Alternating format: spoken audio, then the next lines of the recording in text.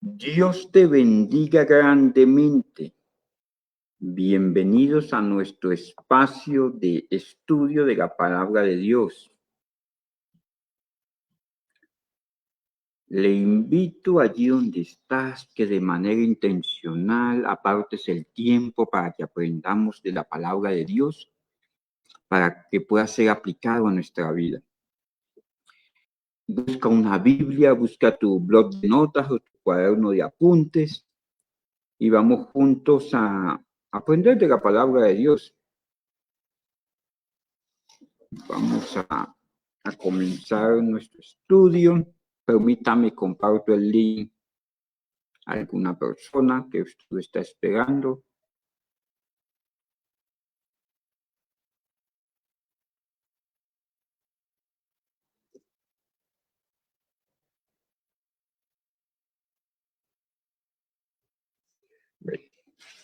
Mientras el internet nos ayuda, vamos a comenzar. Vamos a comenzar orando y pidiéndole al Dios de los cielos que nos ayude a que nuestra alma sea entendida en su sabiduría, en la sabiduría de Dios.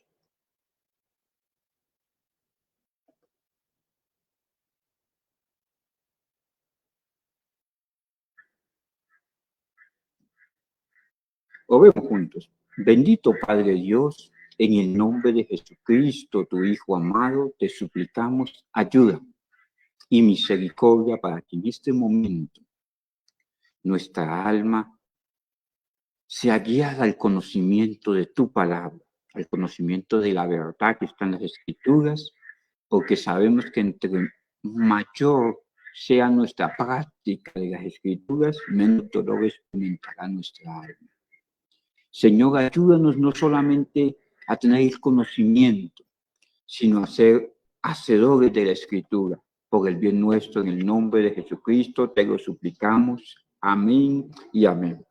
Dios te bendiga. Dios bendiga tus días sobre la tierra. Dios te bendiga con salud, con prosperidad. Dios te bendiga con paz. Que Dios te mire con agrado. En el nombre poderoso de Jesús.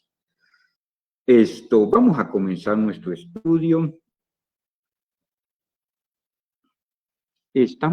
Hoy terminamos nuestro curso de sabiduría para la vida. Vamos a seguir con este mismo propósito, seguir edificando su vida.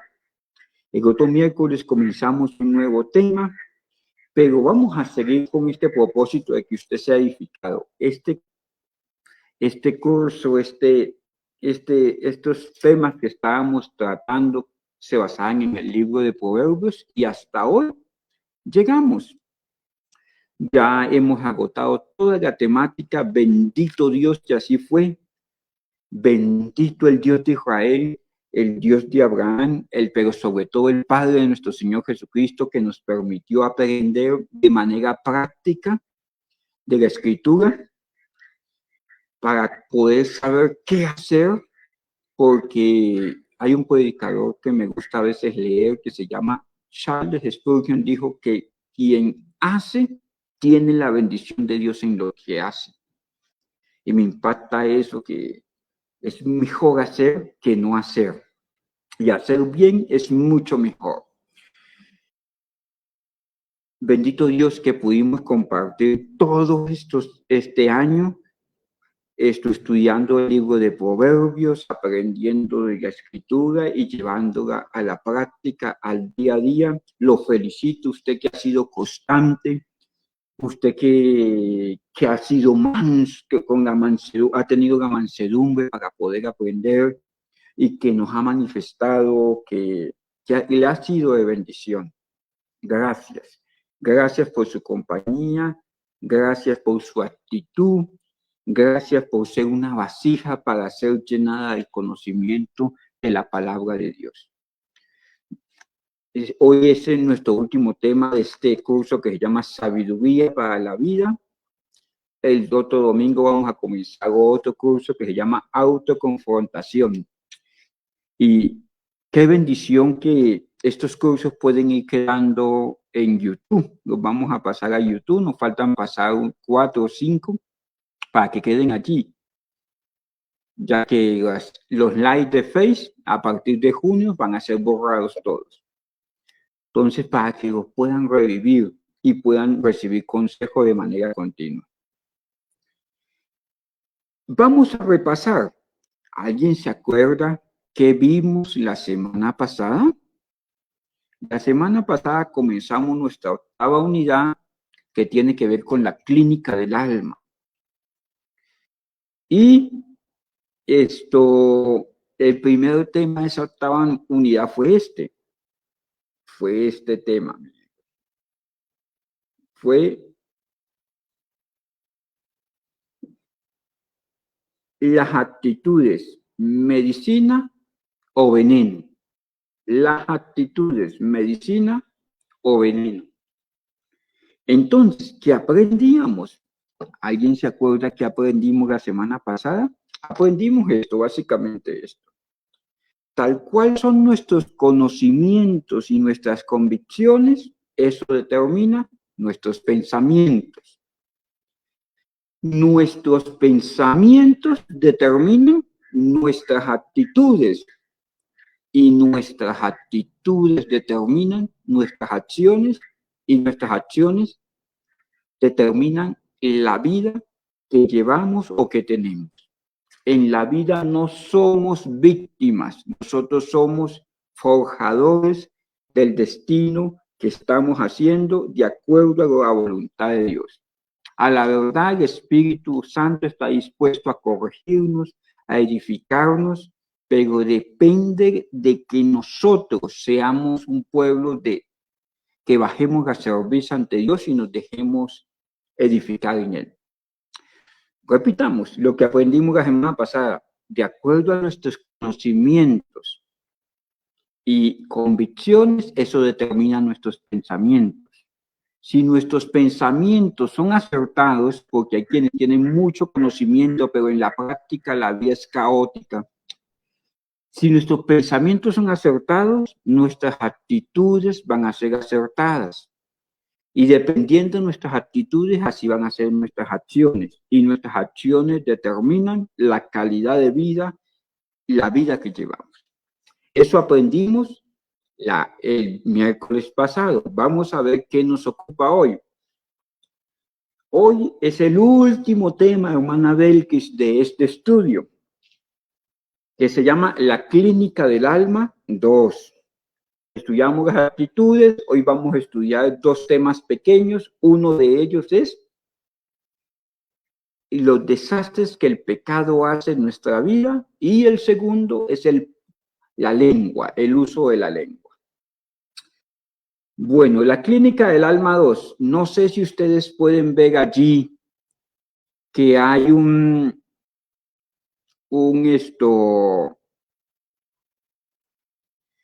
imagen que son como manos que están metidas en el agua como ahogándose. Miren, hermanos, la Biblia dice en el libro de Proverbios que cuando entra la sabiduría en el corazón, evitamos muchos males. Pero una persona que no es sabia constantemente va a estar en conflicto con los demás, consigo mismo, con la voluntad de Dios, va a estar perdiendo tiempo, va a estar en esas etapas tardías de la vida, ya debiendo estar en familia, todavía está buscando lo que no conviene. Va a ser una persona que va a estar en nuestra edad. ¿A qué me refiero en nuestra edad? Que ya es llegando a una edad madura, quiere comportarse como un joven. Entonces va a causar dolor y eso va a llevar a que el alma se hastíe de vivir. Necesitamos identificar esos males del alma para que seamos sanados a través de la unción del Espíritu Santo y a través del uso de la sabiduría. Dios me le bendiga, hermana Salomé. Un abrazo. Cuando yo identifico en qué estoy errando, puedo obrar para sanar mi alma. Entonces, hoy hablaremos de eso. Comencemos. Nuestro texto a memorizar va a ser muchos de ustedes ya lo saben, es este que dice así: la lengua es un fuego. Está en Santiago 3:6. La lengua es un fuego, un mundo de maldad. La lengua está puesta entre nuestros miembros y contamina todo el cuerpo e inflama la rueda de creación y ella misma es inflamada por el infierno. Santiago 3:6. Aquí está hablando de la maldad que puede haber en nuestras palabras, que podemos destruir, mis hermanos.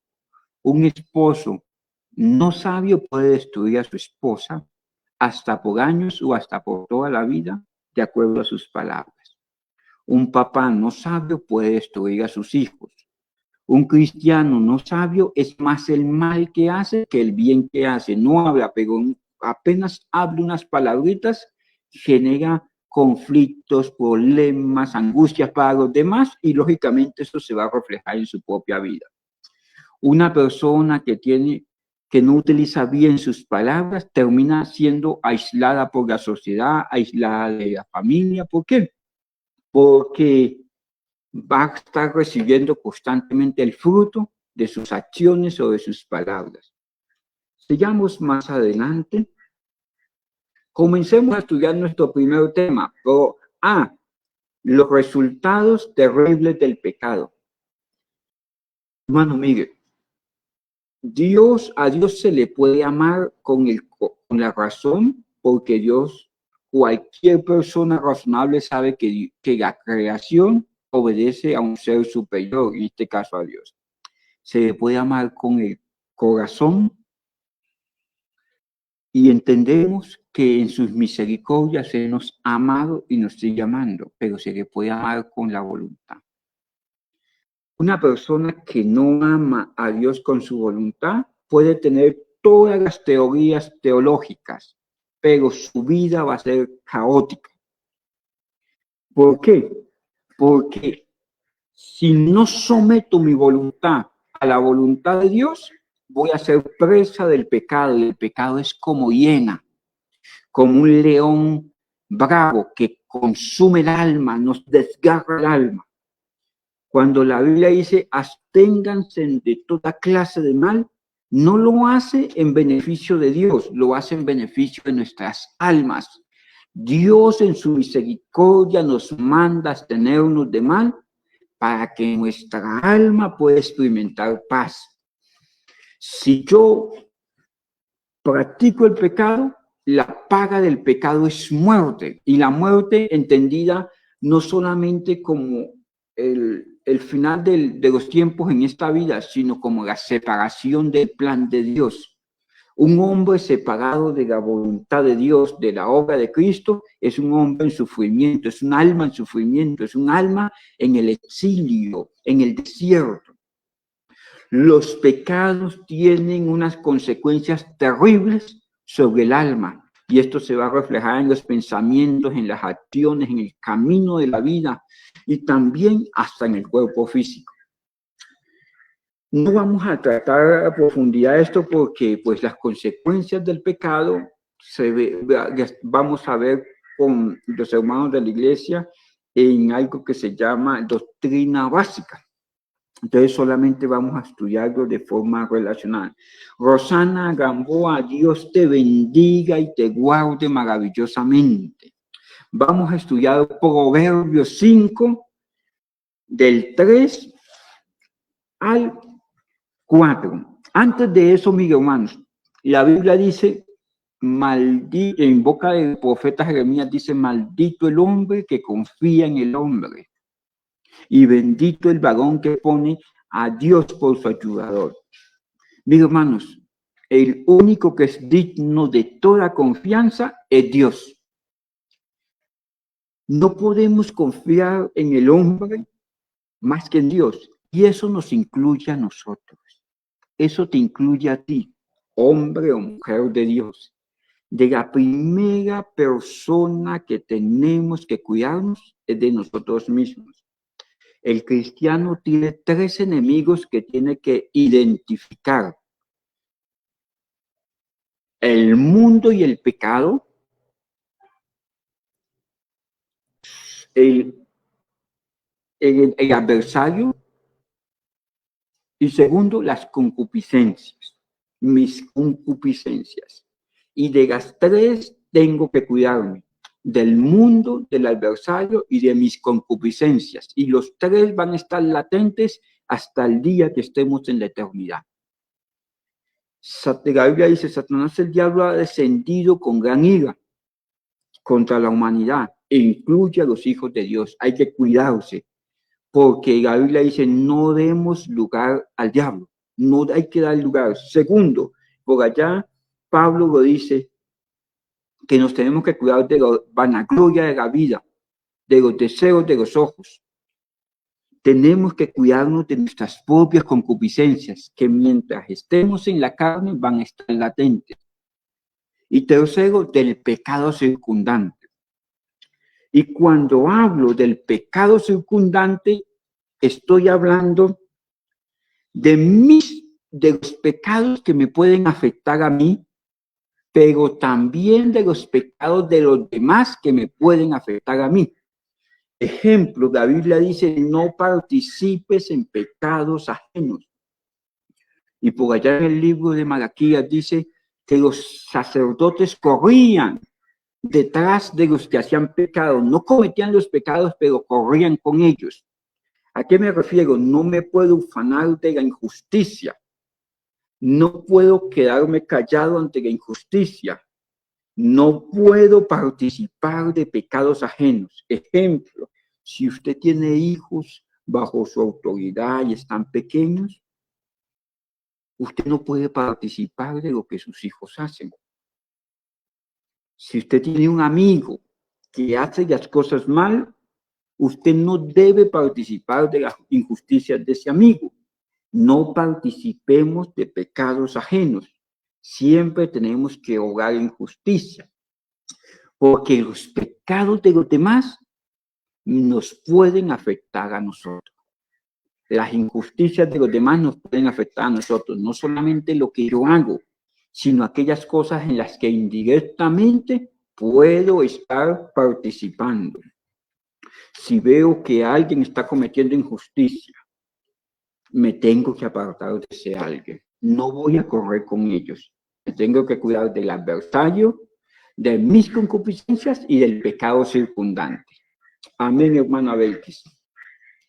Entonces, vamos a Proverbios 5, 3 y 4, dice, porque los labios de la mujer extraña destilan miel. Para esta aplicación puede ser la mujer extraña o el hombre engañador. Destilan miel, esas palabras dulces, pero que sean dulces no quiere decir que sean buenas. Las palabras del que engaña son dulces y su paladar más blando que el aceite. Son esas palabras que adulan para que nosotros participemos de pecados ajenos. Mas el fin es amargo como el ajenjo. Mire, hermanos, cuando le digo que no participes de pecados ajenos, es que tienes que ver más que la acción de las personas, la intención del corazón de las personas. Dios no ve lo que ve el hombre. Muchas veces vemos una cara, pero no vemos el corazón. Con el discernimiento del Espíritu Santo que está en todos los cristianos, tenemos que aprender a discernir las intenciones del corazón de las personas. Nuestro Padre Celestial lo hace. Él no ve lo que ve el hombre, Él ve la intención del corazón. Es necesario volvernos diestros en el discernimiento y poder ver la intención de las palabras y del corazón.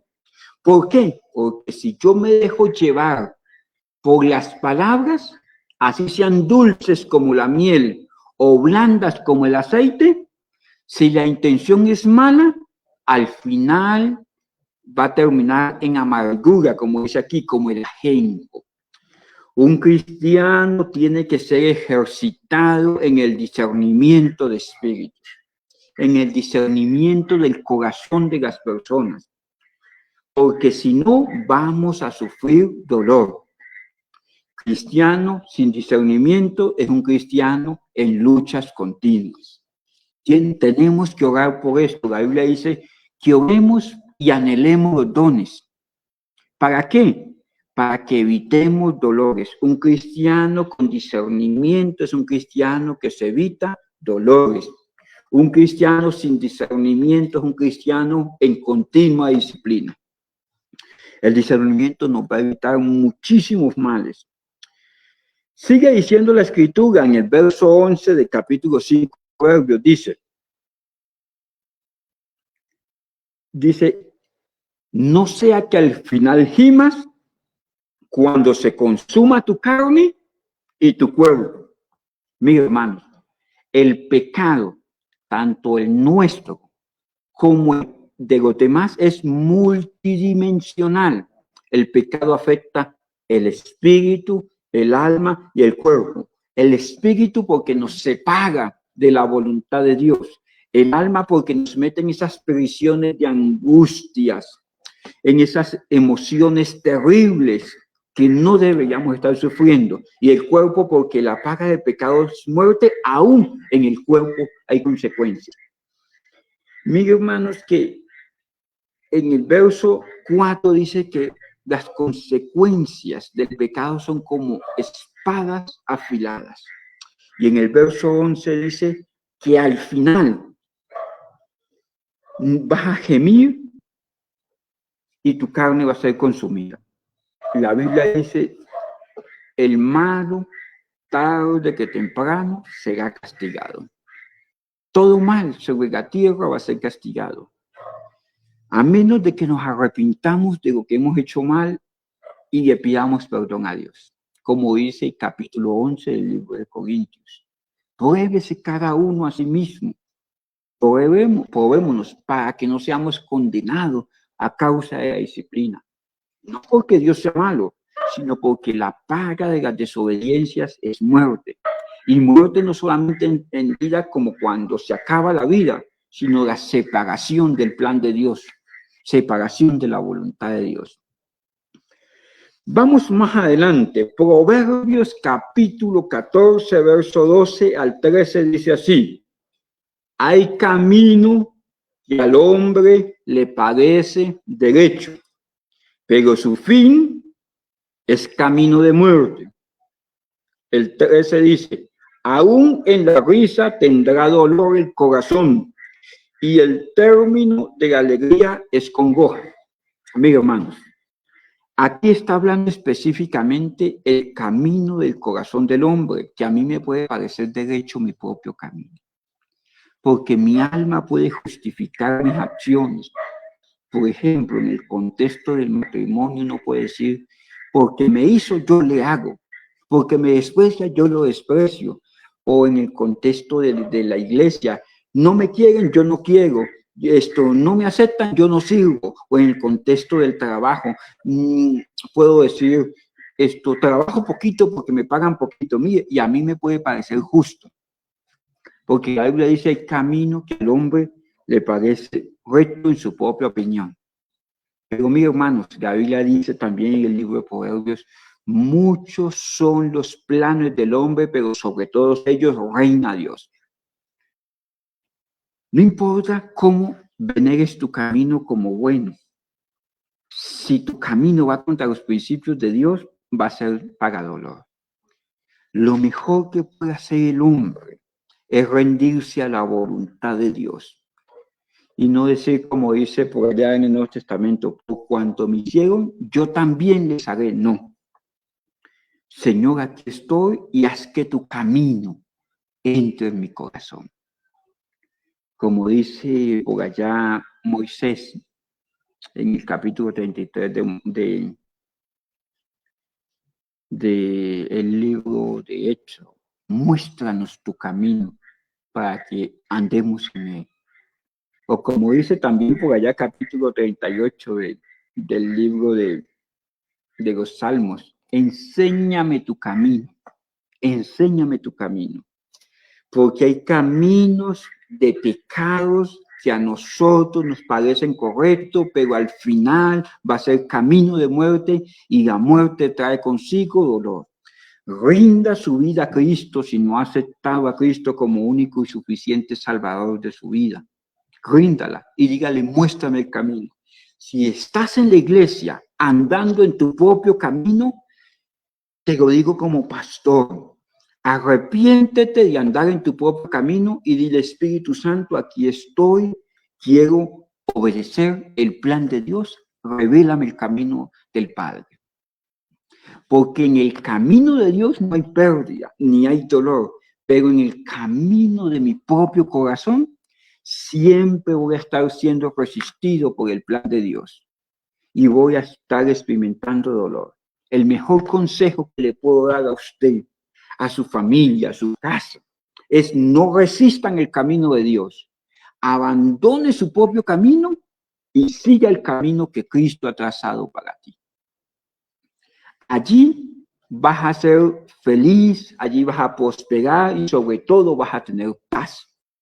Porque la comunión con Dios, según Job 22:21, trae paz.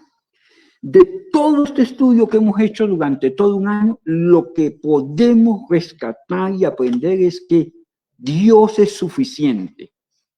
Necesito atender a los caminos de Dios con mensajes de urgencia. Si usted ha dejado el ministerio, si usted está sirviendo a medias, si usted está andando en sus propios caminos, este es el momento en que te arrepientas de hacer las cosas mal, de hacer las cosas incompletas, de estar obstinado en tu propio camino y en rendir tu vida al Señor. Pastor, ya soy cristiano, me puedes decir, sí, pero estás andando en tu propio camino, eres un hijo caprichoso.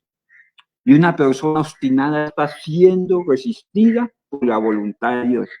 ¿Qué es una persona obstinada? Aquella que hace de su propio pensamiento un ídolo. Deja que Dios sea el Dios de tu vida. Deja que el Dios sea el Dios de tus días. Rinde tu vida a Él y Él va a hacer lo que haya determinado hacer contigo. Porque hay caminos que al hombre le parecen rectos, pero su fin es camino de muerte.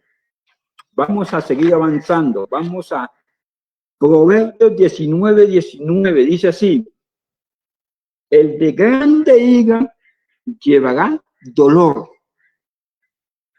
y si usa violencia, añadirá males. ¿Qué resultados de la ira vemos en este texto? Mire, hermanos, la ira, la Biblia dice en el Nuevo Testamento, airaos, pero no pequéis. ¿Por qué cree usted que la Biblia dice que airaos, pero no pequéis? La ira es una obra de la carne. La ira no es un pecado en sí, es una emoción de la carne.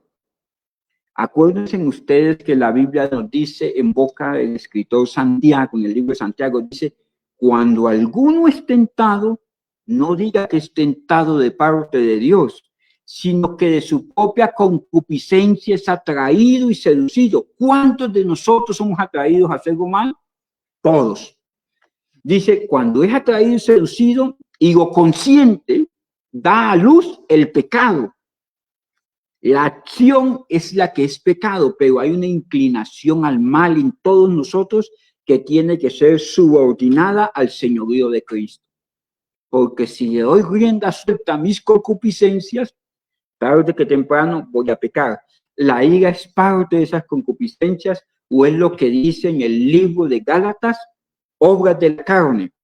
¿Quiénes tienen obras de la carne? Todas las personas que están vivos tienen que lidiar constantemente con las obras de la carne. La ira es una obra de la carne que está presente en la raza humana, pero si a la ira le doy rienda suelta, ya comienzo a manejarme en el terreno del pecado y de la desobediencia. Y si aparte del pecado y la desobediencia le añado violencia, que es lo que dice el libro de Proverbios capítulo 19, verso 19, dice, añadirá nuevos males. Esto es un ejemplo de cómo el pecado en sí mismo suma pecado. Y el pecado en sí mismo es un mal y trae consecuencias porque la paga del pecado es muerte. Y aparte de eso, suma otros pecados. Ejemplo, la persona que se aira y añade violencia, y a la violencia añade mal humor, y a la mal humor añade separación de la familia, separación de la casa, separación del trabajo, complica todo. Hay gente que por la ira pierde el hogar, pierde la familia, pierde amistades, pierde estar en congregación, pierde el trabajo. ¿Por qué? Porque la ira en sí mismo lleva orgullo, lleva arrogancia. ¿Qué es lo que quiere decir aquí? Ya no puedo profundizar más en esto. Que los pecados que no son tratados con la sabiduría de Dios se vuelven pecados sucesivos y consigo dolores sucesivos. Avancemos. Proverbios 26:2.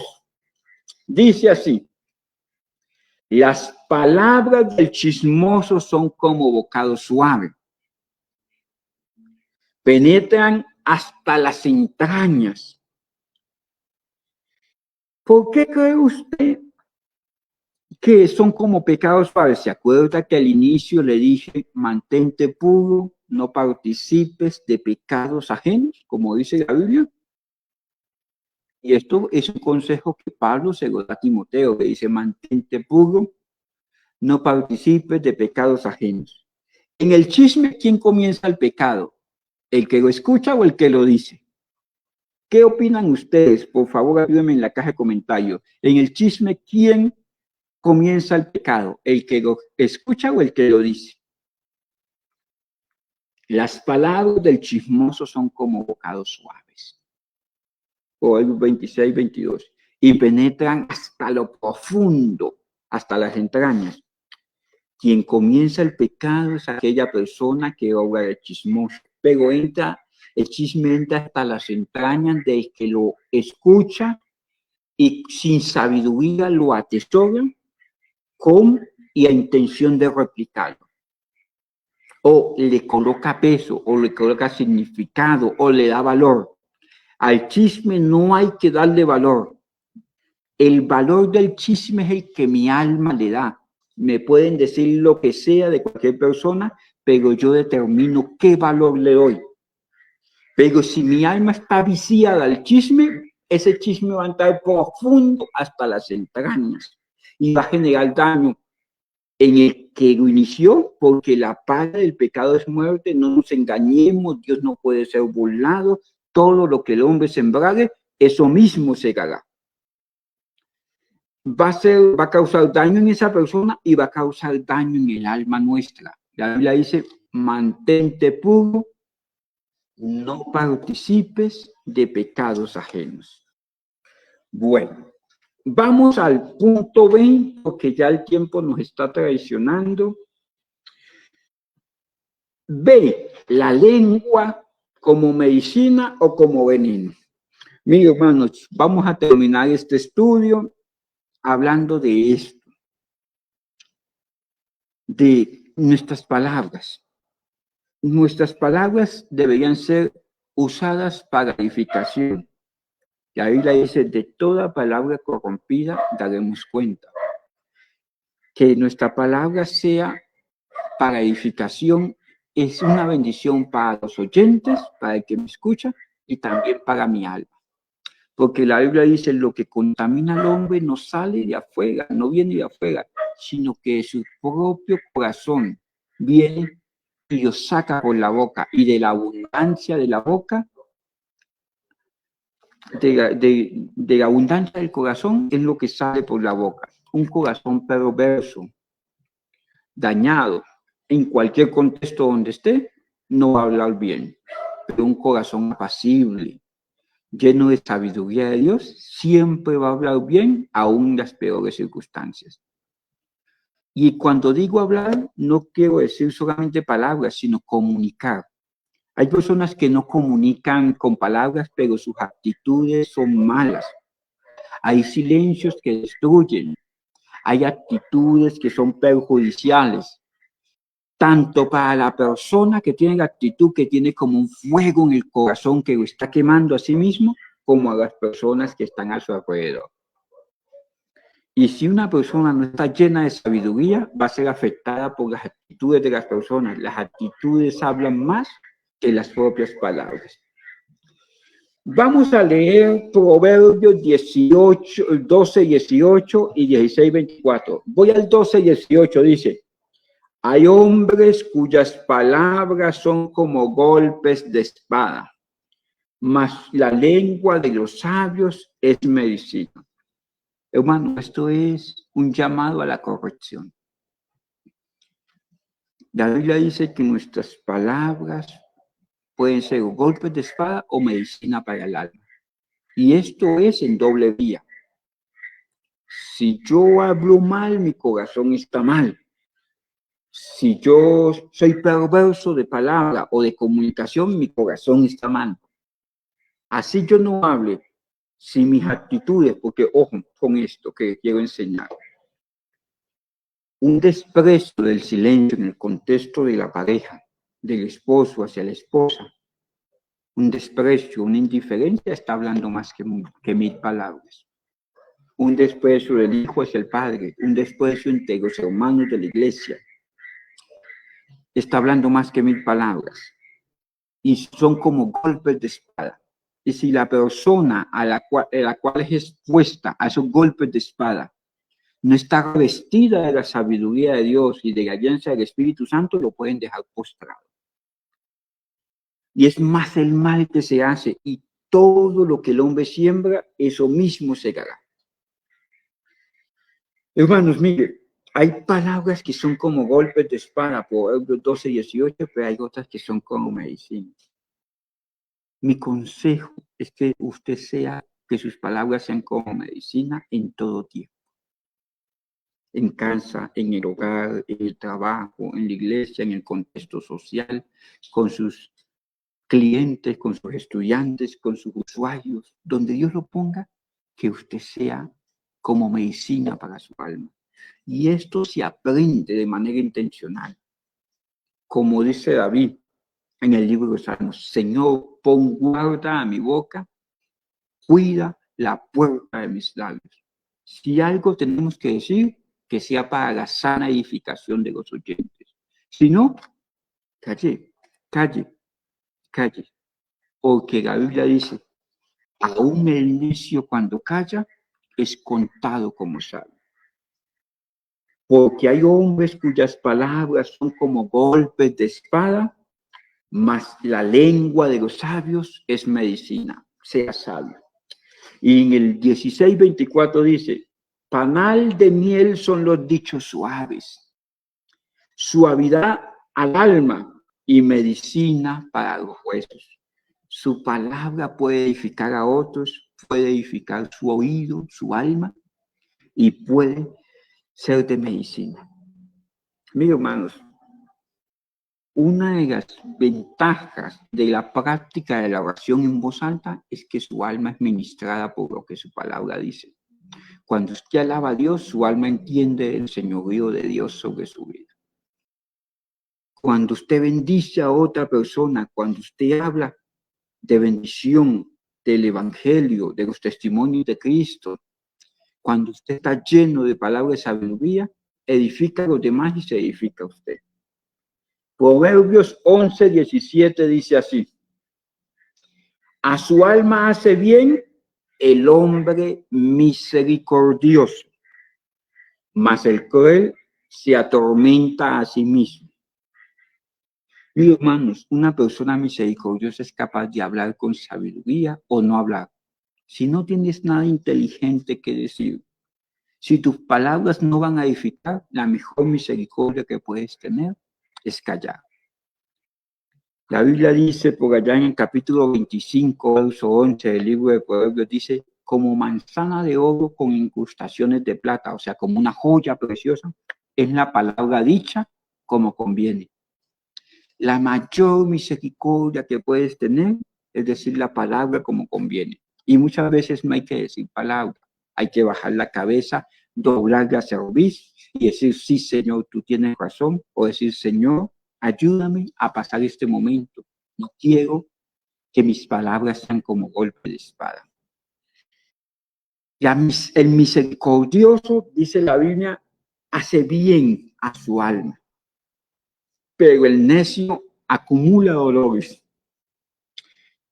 Y el cruel, dice, se atormenta a sí mismo. Mi hermano, las palabras son como golpes de espada, pero es una espada de doble filo que corta a la otra persona y también trae una paga para mi alma. Si yo tengo palabra de misericordia, palabra de sabiduría, palabra de medicina, edifico al oyente y edifico mi alma. Pero si mi palabra es como golpe de espada, es con crueldad, como dice Proverbios 11:17, corto al otro y corto mi alma. Aquí es donde se requiere una sabiduría práctica. Porque acuérdense ustedes que la Biblia dice en el libro de Oseas, mi pueblo fue destruido porque le faltó conocimiento. ¿Y qué conocimiento le faltó al pueblo de Israel si tenían la Torá, el Pentateuco, los profetas, los salmos, todos los libros poéticos, los libros históricos? Y aparte de eso, todos los libros de costumbres rabínicas, el Talmud, el Mistrá, las costumbres de los judíos. Ellos tenían cualquier cantidad de costumbres y de mandamientos, y todos se las sabían en su gran mayoría los judíos. ¿Y por qué la Biblia dice en el libro de Oseas que le faltó conocimiento? Le faltó dejarse guiar por el Espíritu Santo, porque puede estar lleno de todo conocimiento, pero si tu vida no refleja el señorío de Cristo y la guía del Espíritu Santo y la voluntad de Dios, vas a ser destruido por falta de un conocimiento sometido a la voluntad de Dios. Un conocimiento práctico, que hagamos la voluntad del que nos envió. Hagamos la voluntad de Dios. Ese es el conocimiento. No necesitas ser el más sabio de todos, pero sí requieres una fe con obediencia. Porque si no, vas a estar continuamente bajo disciplina. Termino con esto. Proverbios 18:21. Dice así: la muerte y la vida están en el poder de la lengua. El que la ama comerá de sus frutos. Mi hermano, la Biblia dice muerte aquí. No quiere decir, no siempre quiere decir separación, pues la separación de la parte material de nuestro cuerpo, de nuestro espíritu, es lo que se entiende por muerte. Pero miren, hay muchas cosas que están muriendo en nuestra vida. El plan de Dios en el Hijo pródigo murió hasta que Él volvió en sí, en conciencia. La vida siguió en la casa del Padre, pero la Biblia dice, volviendo en sí, dijo, volveré a casa de mi Padre. Murió sus expectativas, sus anhelos, su salud, su posición en la casa del Padre. ¿Por qué? Porque Él decidió irse lejos de la voluntad del Padre. Mis hermanos, hay cosas que comienzan a morir porque nosotros comenzamos a hablar mal y a hablar mal y a pensar mal. La muerte espiritual es la separación del individuo con Dios. En ese contexto, la muerte puede indicar cualquier concepto de los mencionados enseguida. Mire esto. La lengua tiene poder de dar muerte en varios sentidos. Hay palabras hirientes que llevan a que unas personas se desesperen al punto tal del homicidio o de obrar mal. Yo puedo inducir con mis palabras a que otro haga las cosas mal, a traer muerte, diseños de muerte sobre las personas. Mis palabras pueden diseñar muerte para mis hijos. Cuando les digo que son brutos, que no los amo, que cualquier cosa, le estoy truncando sus propósitos en Dios. Ellos no necesitan más de mí que de Dios, pero os puedo dejar ahí. Las palabras siguientes son como espadas para el alma. Hay palabras que resultan en separación de esposos y de hijos. Si los esposos no aprenden a hablar con sabiduría, están a esto de vivir en un conflicto terrible. Hay palabras que nos quitan la comunión con Dios. Jesús nos advierte que seremos juzgados por cada palabra ociosa que pronunciemos. Esto lo dice Proverbios 12, 36 y 37. Por otro lado, la lengua también puede dar vida en otro sentido. Una palabra de consuelo, de consejo, puede tranquilizar a una persona que aún que estaba en desespero, o quería suicidarse, una palabra de consuelo puede aliviar el alma, darle vida a una persona que no ve esto en un camino a seguir. Una palabra de reconciliación, de perdón puede unir de nuevo a familias destrozadas. Palabras de fe y de arrepentimiento unen las almas a Dios. Cuando nosotros llevamos un mensaje de fe, le presentamos a Cristo como aquel que ama nuestra alma y que pagó por nuestros pecados, puede traer personas a la reconciliación. Una palabra de sabiduría del esposo puede acercar a toda una familia al altar de Dios. Una palabra de bendición de un ministro puede hacer que las cosas marchen en el contexto de la iglesia. Hermanos, Dios me les bendiga. Hemos terminado este tema y este curso. Lo invito el otro miércoles, vamos a comenzar un nuevo material. Gracias por soportarme todo este año de estudio. Esta serie va a quedar en YouTube, la puede conseguir como Sabiduría para la Vida en mi perfil. Le bendigo. Le pido al Espíritu Santo que esté obrando en su vida. Le pido al Cristo de la gloria que lo transforme, que permita que usted sea un hombre y una mujer de sabiduría. Déjeme bendecirle a través de mi oración como pastor. Como Moisés clamaba por el pueblo, yo quiero hoy clamar por su vida. Nos vemos el otro miércoles a esta misma hora. Padre Santo, en el nombre de Cristo, yo te clamo por cada persona que está conectada. Mira sus necesidades, mira sus proyectos, mira su alma, mira sus hijos, mira sus negocios, sus empresas, mira sus hogares. Yo te ruego por la petición de sus corazones ahora. Como pastor, como anciano de esta casa, mi Dios, te suplico misericordia especial para todo aquel que ha comparecido ante este altar. Señor, hay una diferencia entre el que te busca y el que no te busca.